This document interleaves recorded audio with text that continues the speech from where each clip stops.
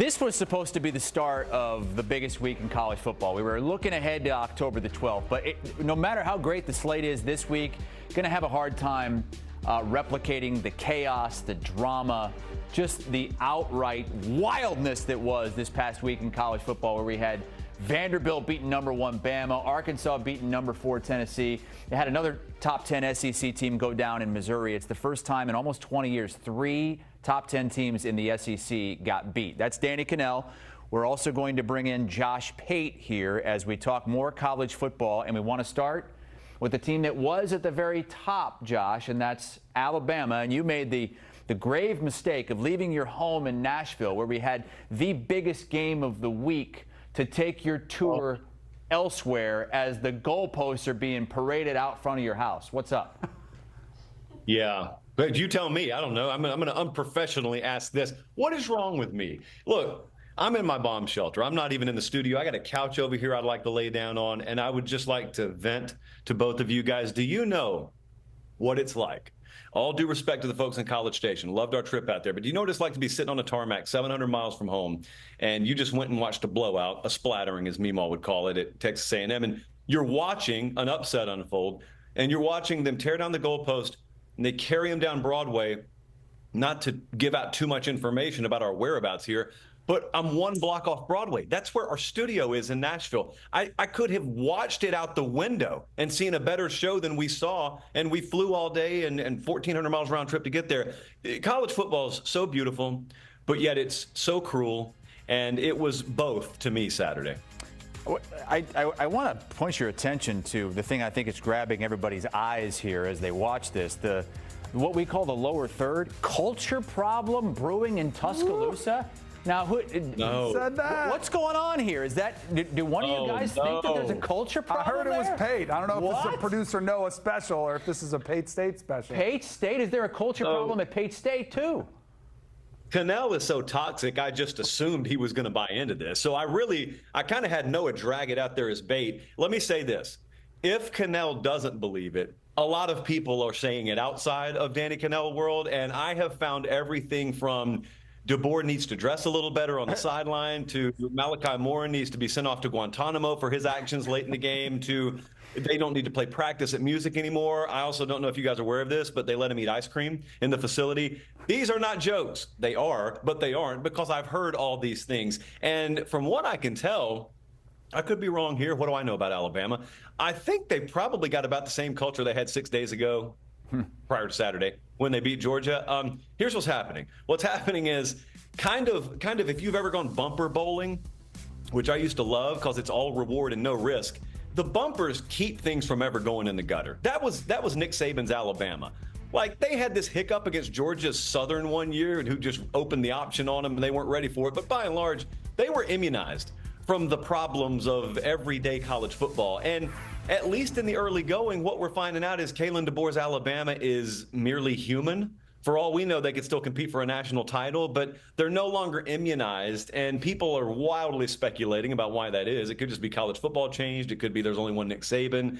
I am going to stop well short of saying there are culture issues there. However, I am going to say it is a bad time to go in my DMs, because, like, most people disagree with that. It's time to burn it down there and start from scratch, I guess. Well, that's Pate. You left off the most important one. The players are making TikToks in the locker room. Like, what kind of culture is that? I kid. That is one that is out there as well. We left that one off. So I look at this, and I don't think it's a culture problem. I think they're still adapting to the new culture. And this is where I would just give a little bit of caution to Kalen DeBoer and that staff, because everything you've heard out of anybody who's come within 5 miles of the Alabama program is the culture change is night and day, right? There are players on TikTok. There are the coaches on Snapchat. The players are loose. They do have practice, music at practice, so it is different. Kalen DeBoer is giving out his phone number to members of the media. It is the exact polar opposite of everything you know about Nick Saban. But what happens sometimes, and this is where I think Kalen DeBoer might have to rein it in a little bit, when you have player-friendly coaches, the players oftentimes will take advantage of those coaches. And sometimes they do let down the intensity when sometimes as a coach, you trust your players. Hey, we're coming off the big win against Georgia. Look how good they played. I trust this team's leadership to take over and not to see a letdown. And yet that's what we got. And so there is something there to that I think is part of the process. I don't think it's a problem. I think it's part of the process where Kalen DeBoer will have to kind of manage this team, figure out how to rein it in a little bit, get everybody dialed in a little bit more. I will say this, the Malachi Moore thing was really interesting, which he did apologize for. The lack of respect that he showed for the coaches when they wanted him off the field and he waved them off, and you saw both Kane Wommack and Kalen DeBoer right behind him, and he's like, I'm not coming. That, to me, was a cause for concern. Again, not a problem, but something that Kalen DeBoer and that staff are going to have to address, because respect was never an issue with Nick Saban or anybody on that staff. So not a culture problem, culture concern, perhaps, in Tuscaloosa. Maybe a culture problem at Tennessee, too, since they lost to Arkansas. Let's jump ahead to this week with just an incredible slate. We've been looking forward to it since the schedule came out before the season. Pate, you're going to be taking the tour to Eugene. It's Oregon, it's Ohio State, it's 2 versus 3. Beyond just the ranking, what makes this matchup so special? Well, it's a conference game, firstly. Secondly, I saw John Wilner out on the West Coast put out a stat earlier today about how terrible teams in the Big Ten have done with the cross-country travel thing. Michigan was victimized by it. USC was victimized by it. Ohio State is leaving their time zone for the first time here, so we'll see. I just want to know, is either team elite? And it's fine to say who have they played.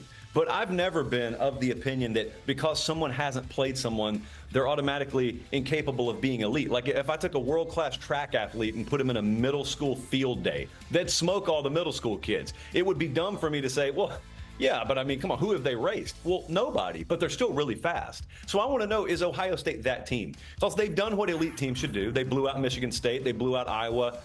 I don't know if you watched that game, Hassel, but it was pretty tough. They were hey, listen, hey, that was for half. Ohio State was the first team in 2 years to allow Iowa to score against them as a ranked team. That's not good. That's not good for Ohio State. Ring the shame bell in their face. Okay, so the offensive line's what we worried about or / wondered about with this team. And no one's tested it, really. And yet I sit there and I listen to guys who coach that position, and I listen to defensive guys who have to scheme against it, and they all say the same thing. They say, keep watching that Ohio State offensive line. It is the relative weakness of that team. Again, relatively speaking, it's still the envy of a lot of the sport. So now they get to go in what, along with Penn State, will be the toughest environment they face all year, one of the best and most multiple defensive fronts they'll face all year.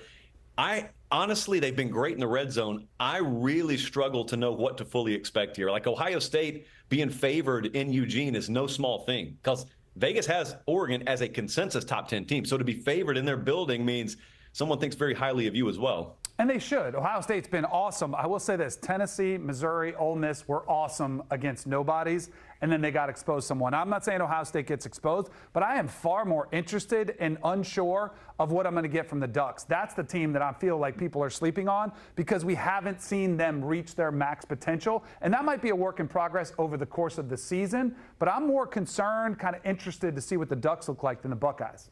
All right, that's Danny Kanell. That's Josh Pate. Much more college football talk all throughout the week.